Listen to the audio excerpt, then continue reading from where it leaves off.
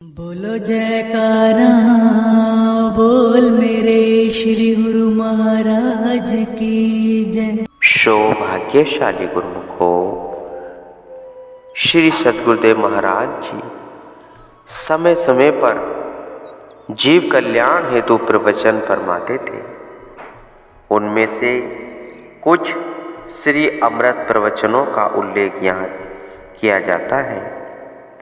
गीता में भगवान श्री कृष्णचंद्र जी कहते हैं कि हे अर्जुन, इन आँखों से तू मेरा स्वरूप नहीं देख सकता। यदि वास्तविक स्वरूप को देखना चाहता है तो अंतर्दृष्टि से मेरे स्वरूप को देख। परमात्मा के दो स्वरूप हैं, निराकार और साकार। निराकार की ज्योति का दर्शन करने के लिए साकार सद्गुरु का ध्यान करना जरूरी है, क्योंकि जब तक किसी वस्तु का आकार, रूप और रंग से विदित नहीं, तब तक हम उसे कैसे देख सकते हैं। जैसे मानव के स्थूल शरीर में सूक्ष्म आत्मा का निवास है, परंतु इन स्थूल आँखों से आत्मा के दर्शन नहीं कर सकते। फिर भी आत्मा दर्शन के लिए इन्हीं स्थूल आँखों से विवेक की सूक्ष्म आँख खोल सकते हैं। बाहरी जगत का प्रतिबिंब अंतर्मनुष्य पर भी पड़ता है। परमात्मा निराकार अर्थात सूक्ष्म सत्ता से पाकर सत्ता से साकार सद्गुरु के रूप में अर्थात स्थूल देह को इसलिए ही धारण करते हैं कि इस स्थूल रूप की ज्योति के ध्यान से सूक्ष्म ज्योति को वे देखा जा सके। जब सद्गुरु के स्थूल रूप की पावन ज्योति हृदय में जग जाती है तो परमात्मा की ज्योति के भी दर्शन होते हैं। परम संत श्री कबीर साहिब जी भी फरमाते हैं, मूल ध्यान गुरु रूप है, मूल पूजा गुरु पाव, मूल नाम गुरु वचन है, मूल सत्य सतभाव। अर्थात यदि परमात्मा की ज्योति को देखने की अभिलाषा है तो सद्गुरु का ध्यान ही मूल मंत्र है। उपासना के लिए सद्गुरु के चरणों की सेवा मूल मंत्र है। नाम जपने के लिए सद्गुरु के श्री वचनों के अनुसार अपना जीवन बनाना ही मूल मंत्र जाप है। और सच्चाई एवं विश्वास से सब काम करना ही परमात्मा को पाने का मूल मंत्र है। मनुष्य में यह विशेषता है कि जिस ओर वह अपना ध्यान केंद्रित कर ले वही कुछ स्वप्न अवस्था में अथवा जागृत अवस्था में आकार के रूप में आँखों के सम्मुख घूमते दिखाई देते हैं। जब संपूर्ण ध्यान केंद्रित कर दे तो वही आकार वास्तविक रूप में स्पष्ट दिखाई देने आरंभ हो जाते हैं। यहाँ तक कि कई बार तो एक रूपता की स्थिति भी बन जाती है। अब विशेष ध्यान देने योग्य बात है यह कि मनुष्य को अपना ध्यान किस ओर केंद्रित करना चाहिए। मनुष्य का वास्तविक उद्देश्य क्या है? मनुष्य का वास्तविक उद्देश्य तो मालिक की प्राप्ति करना है, जिसका स्वयं यह अंश है। उसी अंशी में एक रूप हो जाना ही इसकी मंजिल है। अभिप्राय यह हुआ कि अपनी मंजिल पर पहुंचने के लिए अपने ध्यान को भी लक्ष्य पर केंद्रित करना पड़ेगा, तभी लक्ष्य की प्राप्ति होगी। लक्ष्य कैसे मिलेगा? यह स्थूल चक्षु जब अपने ध्यान की समस्त धारा श्री सद्गुरुदेव जी के ध्यान में केंद्रित कर देंगे तो यही स्थूल रूप में श्री सद्गुरुदेव महाराज जी की श्री छवि सूक्ष्म रूप परमात्मा अथवा आत्म ज्योति के दर्शन कर देगी। श्री गुरु महाराज जी, श्री गुरु रामदेव जी महाराज जी फरमाते हैं, सद्गुरु से बढ़कर और कोई नहीं है। वही परमात्मा का मिलाप कराते हैं। वे स्वयं ही हरि हैं। वे अलग अगम तथा अगोचर हैं।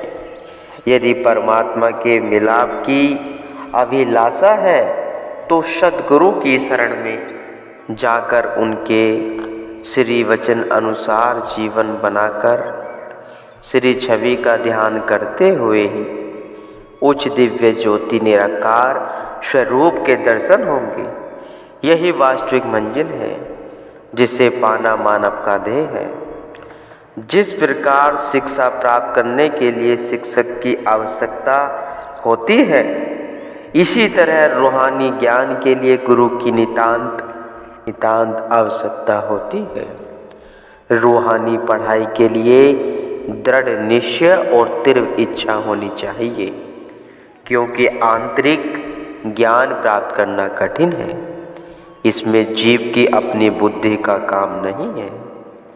वेद शास्त्र अरु भागवत गीता पढ़े जो कोय, तीन काल संतुष्ट मन विन गुरु कृपा न होए। इस आध्यात्मिक विद्या के समग्र बुद्धि बल चतुराई सब तुच्छ है।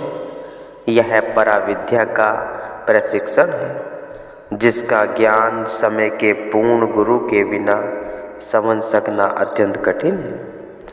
जैसे पुस्तक के ज्ञान को प्राप्त करने के लिए शिक्षक की आवश्यकता है, क्योंकि जो कुछ लिखा हुआ है उसे समझ सकना मुश्किल। कई ऐसे गुप्त रहस्य होते हैं जिनका ज्ञान केवल शिक्षक को ही होता है। उस एक ही रहस्य के समझ जाने पर संपूर्ण प्रश्न का हल सुगम हो जाता है।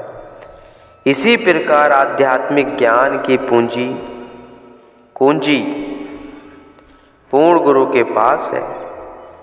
गुरु का वचन मानने से ध्यान आएगा। जब ध्यान आएगा तो आंतरिक विद्या की कुंजी हाथ आ जाएगी।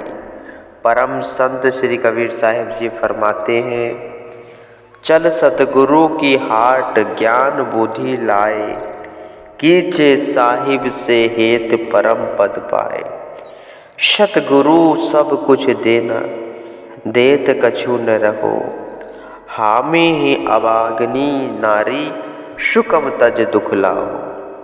आध्यात्मिक ज्ञान सतगुरु के द्वार से ही मिलेगा। गुरु से नेह लगाकर परम पद की प्राप्ति होती है। शिष्य जब सद्गुरु के अर्पण तन मन धन कर देता है तो सद्गुरु को भी उसका समस्त संप्रदाय प्रदान कर देते हैं। परंतु जिन्होंने सुरती का संबंध सद्गुरु के ध्यान से नहीं जोड़ा, वे सुख प्राप्त करने के स्थान पर दुख उठाते हैं। सोचने का विषय है कि लौकिक शिक्षा को ग्रहण करने के लिए कितनी कठिनाइयों का सामना करना पड़ता है। नित्य नियम से पाठशाला में जाना, आध्यात्मिक के आदेश अनुसार जीवन बनाना, अध्यापक के आदेश अनुसार जीवन बनाना, विद्या प्राप्ति के लिए सुख आराम को नौछावर करना पड़ता है। तब कहीं वह लौकिक शिक्षा को ग्रहण करने का अधिकारी बनता है। फिर आध्यात्मिक शिक्षा के लिए यदि किसी कठिनाई का सामना करना पड़े तो कौन सी बड़ी बात है। इस विद्या को प्राप्त करने के लिए तीव्र अभिलाषा, दृढ़ संकल्प की नितांत आवश्यकता है, क्योंकि सत रज तम गुणों से युक्त इस शरीर, इस संसार में हर और माया का पसारा है। इसमें विचरण करते हुए जीव की बुद्धि मलिन हो चुकी है। जब तक सद्गुरु की कृपा न होगी तब तक बुद्धि के मलिन आवरण नहीं उतर सकती। कितनी भी कुशाग्रह बुद्धि क्यों न हो, परंतु पराविद्या को समझने में असमर्थ है। कितने ही साधन कर लो फिर भी सद्गुरु की शरण में जाए बिना इस विद्या को प्राप्त करने में सफलता न मिलेगी।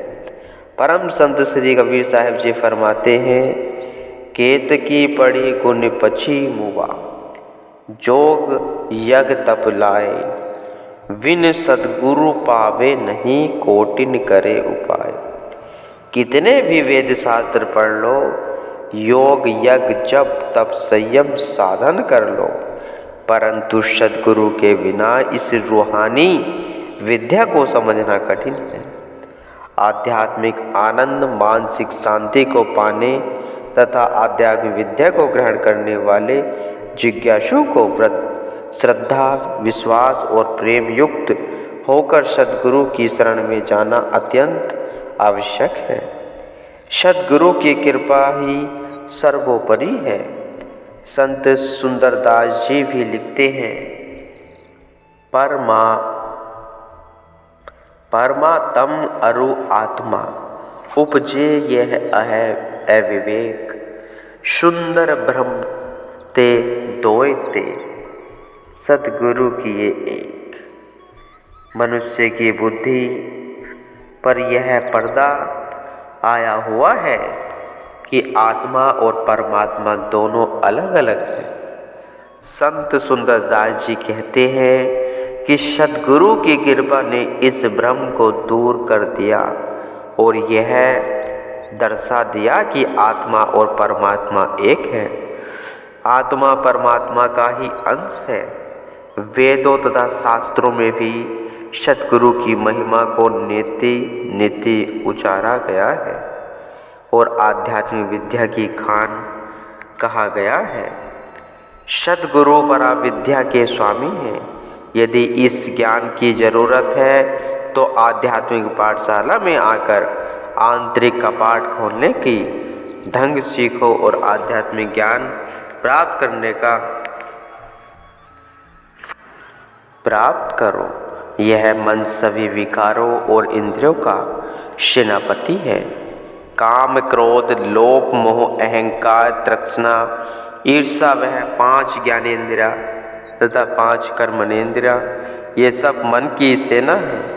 लेकिन इन सब में से आँख ज्ञानेंद्रिया का मन के साथ घनिष्ठ संबंध है। यह मन की वजीर है। आँख प्रत्येक काम में मन की सहायक है। इसी आँख से ही मन के अंदर हर प्रकार के ख्याल जमा होते हैं। आँख जिस वस्तु को देखती है मन उसी वस्तु में लगता है। मन में जो चित्र या विषय वासनाओं का संस्कार भरे हुए हैं उन सब का अधिकांश कारण आँख ही है। जैसे मन में बुरे विचार आँख के द्वारा प्रविष्ट हुए हैं, वैसे अच्छे विचार भी आँख के मार्ग से प्रवेश करेंगे। अच्छे विचारों के मन में आ जाने पर गंदे और मलिन विचार स्वयं कम हो जाएंगे। अच्छे ख्याल है सद्गुरु का ध्यान। आँखों को सद्गुरु के ध्यान में लगाने से अंदर की आँखें, जिसे शिव नेत्र दिव्य चक्षु भी कहते हैं, खुलता है। शिव नेत्र खुलने से मन, जिसका स्वभाव कौवे की भांति गंदगी विषय वासनाएं खाने का है, वह हंस के भांति मोती चुगने लगता है। भजन अभ्यास रूपी मोती ग्रहण करता है। अतः मन का स्वभाव बदलने के लिए सद्गुरु के ध्यान तथा तशव्वुर की अति आवश्यकता है।